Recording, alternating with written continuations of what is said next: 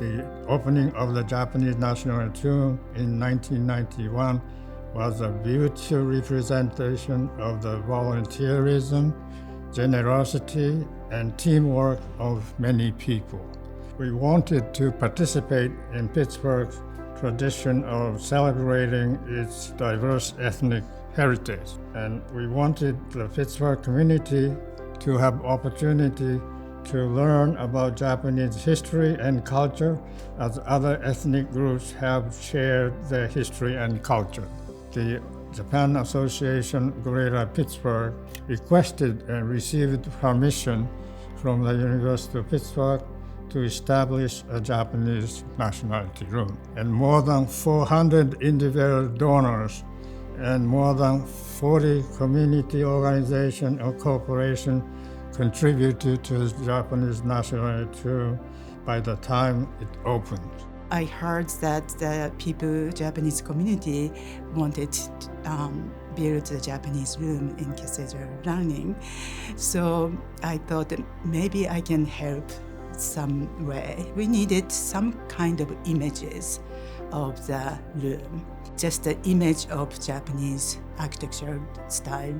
And so I sketched that, and the sketch was based on different architectural style. It's a skiya zukuri, and it's a little bit more formal architectural style.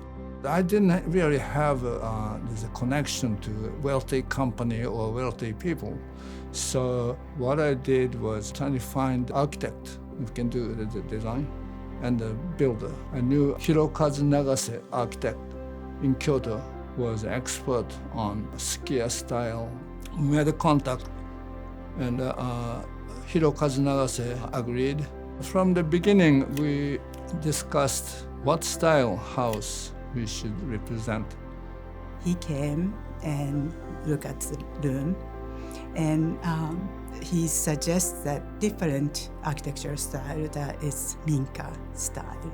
That's what we end up building. We picked commoner's house because we thought that would represent Japanese culture the best. There are two main posts standing as you walk in, you can see. In between those two posts, there's a large beam running, and the joint is quite complicated. And the beam has a curvature, little curvature to carry weight from the top in pretty limited space. I think it was challenging to the architect, but I think he did it nicely. I went to Japan. I went to this construction company, and everything was assembled. Awesome. Wow. So this is it. And then that is all assembled and shipped. And actually you have to break the window of the third floor of the Cathedral Learning to bring in the semi-assembled piece of a nationality room. That was awesome. I realized from the beginning how precise they are. What you see in the room and is accumulation of those very precise thought and work. Each architect to builder to helper, they really wanted to do the best here. And it was very amazing to look at, experience. Of course, the structure and the material there, it's amazing. But also some things that the Japanese room is unique compared to other nationality rooms, which is we change our display seasonally. And so the season is very important in Japanese culture. We have display shelves covered with a glass door. We got on the display the artifact representing Japan. The Japanese artifacts are very rare in this country, so should be imported everything from Japan. Buying those items in Kyoto, we want to know that the students at the University of Pittsburgh realize the culture of Japan. And the 2022, between Christmas and New Year, We had a cold snap, and because accidentally window was not closed all the way, sprinkler froze, water froze, and caused water damage after it melted. The whole floor was damaged. That was devastating. Everybody just couldn't believe.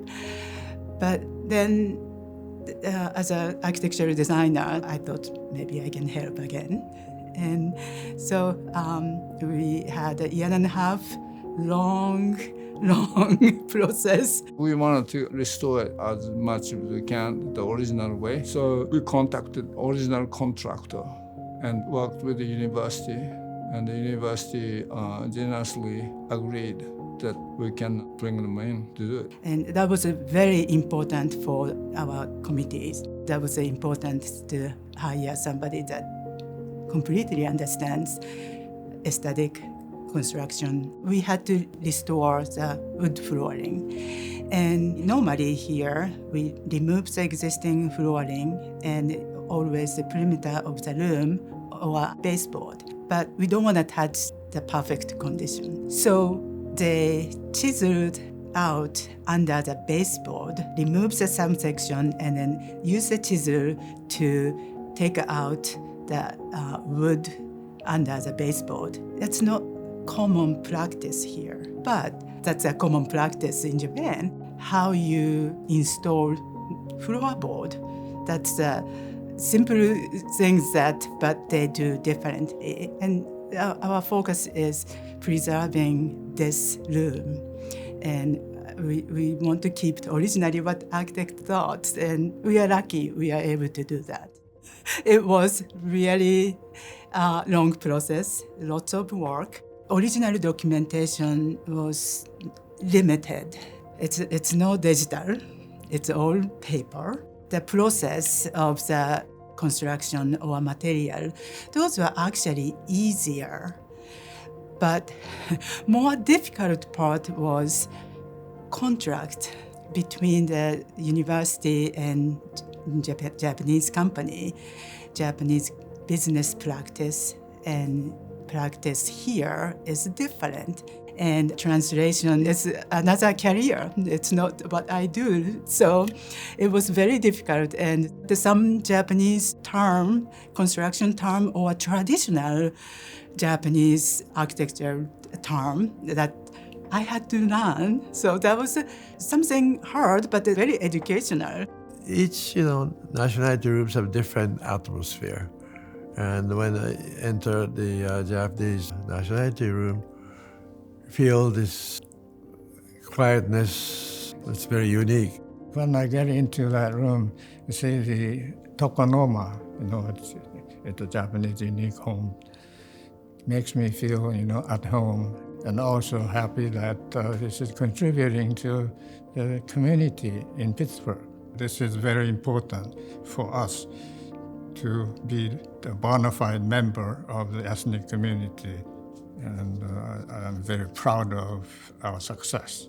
The Japanese room, we want to preserve the room. So to do that, we have to do this much work.